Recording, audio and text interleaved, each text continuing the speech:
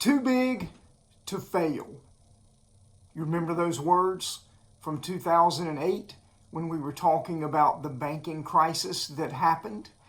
It was followed by the Dodd-Frank Financial Reform Act of 2010, which was to be the panacea, the penicillin to solve what ailed the banking industry. It could never happen again. We fixed the problem. They weren't regulated enough. Let's over-regulate them and we'll fix this problem. Hey folks, welcome back to The Mortgage Farmer. Today we're going to go back in time, not to 2010, but to March 10 of 2023 and talk about what transpired in those days leading up to that Friday, March the 10th, and the failure of the second largest financial institution in the history of the United States, Silicon Valley Bank.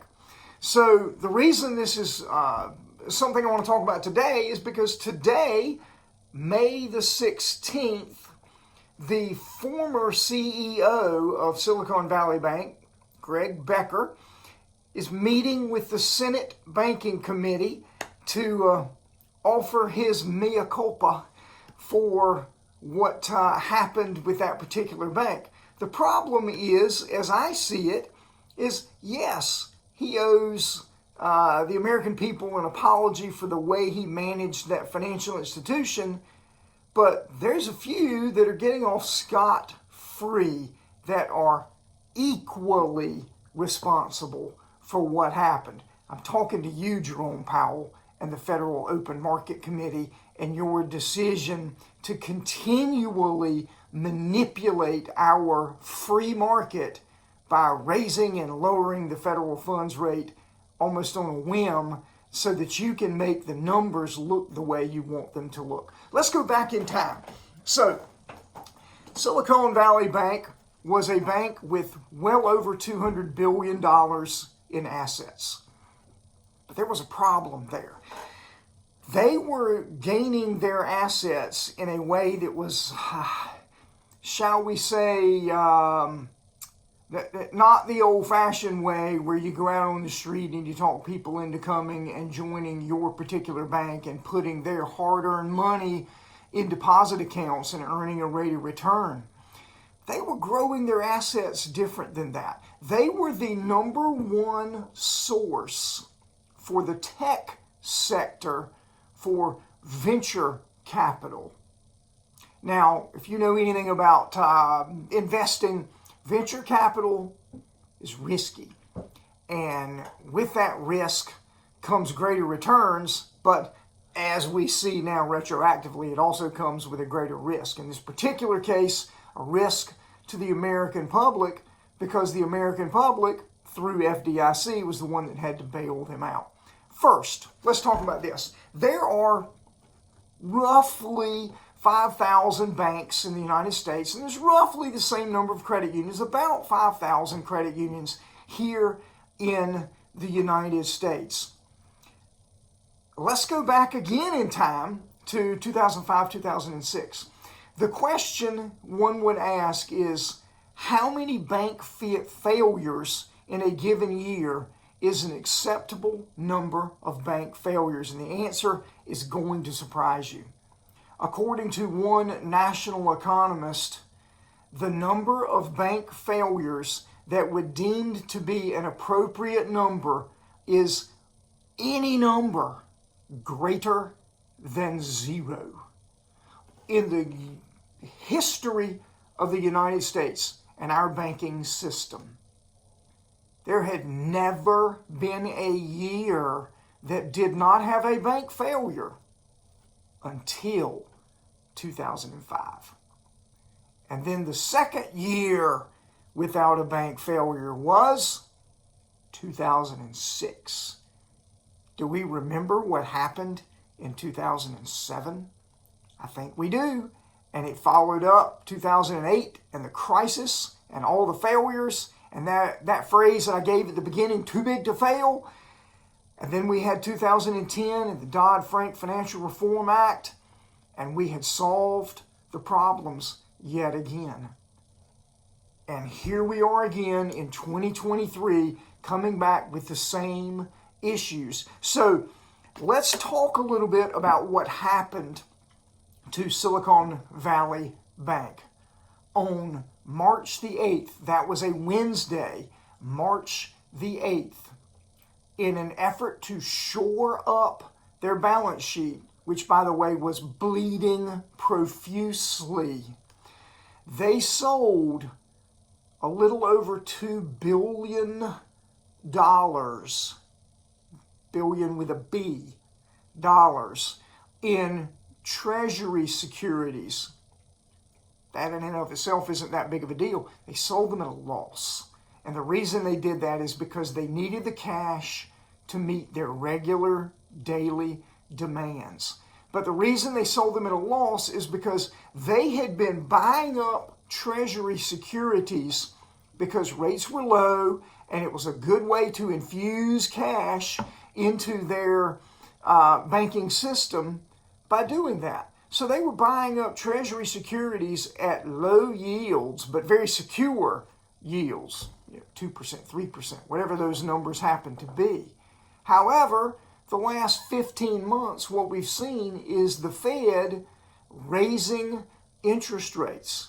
Okay, when you own a fixed rate of return asset like a Treasury security and you own billions of dollars of that asset, and let's say that it's like a CD, and let's say the rate of return is 3%. But all of a sudden, the Fed starts raising rates, and the competing Treasury securities that investors can purchase in bulk is paying 4% or 5% or 6%.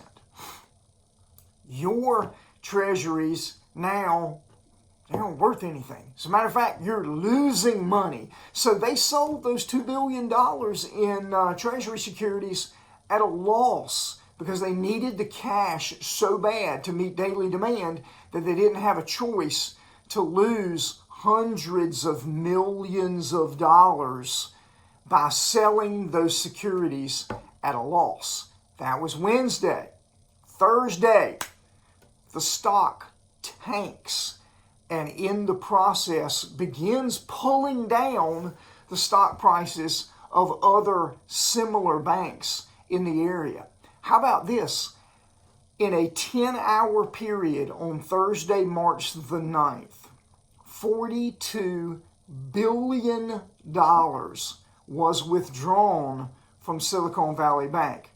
Just for quick math, that's roughly $1 million a second was being pulled from that bank. No bank can handle that type of run, and as we saw, it didn't happen. Now, FDIC sweeps in and they save the day, but there's another cute little thing going on here. FDIC historically doesn't like to intervene during daily trading time. They want to wait until after hours to swoop in, and I won't say save the day, but to swoop in and take the bank. It was so bad that they opened their doors Friday morning, and by lunchtime, FDIC had to take Silicon Valley Bank. So that's what happened. Acquired Silicon Valley Bank. So it's not that Silicon Valley Bank was historically bad. It was really bad timing for a lot of reasons. But the one person who hasn't apologized to the American public might be the one who is singularly the most responsible, Jerome Powell. Let's talk about that. So, in their rush to save us all from this overwhelming inflation, which, by the way, it's real, and there is a real problem, and we've got to find a solution to it. It's getting better. By the way, most recent numbers, inflation now 5.5%. So we've come down a little bit. We've got a long ways to go. But anyway, so to staunch the growth of inflation, they began raising interest rates, the federal funds rate, which then affects the prime lending rate, which then affects credit card rates, car loan rates, all of those things. I think I've talked about in a previous video how Mortgage rates are not directly tied to that, but obviously it's all interwoven in some form or fashion. So mortgage rates have also risen dramatically over the last 15 months. So we've seen mortgage rates go up. Fewer people are buying houses because of that. It's putting a strain on the economy. What we're seeing, though, is with the Fed raising interest rates, they're doing two things. They are trying to slow growth, which they're being successful at. But by raising interest rates, they are now also forcing all financial institutions that are trying to bring deposits in to pay more for those deposits. The idea, again, in a previous video, I shared with you kind of the basic business model is that you take in deposits at one interest rate and you lend those monies back out at an interest rate something greater than that, and general rule of thumb might be 3%, but generally you lend it back out at a higher rate of return. So they are having to pay deposit rates much higher than they had been, which in and of itself is fine as long as they can loan that money back out at a factor greater than what they're taking it in and keep up with it. Well, when interest rates rise on deposit accounts, that encourages people to deposit that money. So deposits are growing exponentially while loans or demand for loans is falling rapidly. The idea here is, as the Fed said all along, they want to slow growth. Well, they're succeeding in slowing growth, but it's almost like they were just not paying attention to what they were doing. You've ever heard the saying, law of unintended consequences? I don't believe the law of unintended consequences applies here, because there is no way that you can take the actions that the Fed took and not see the consequence that's going to happen.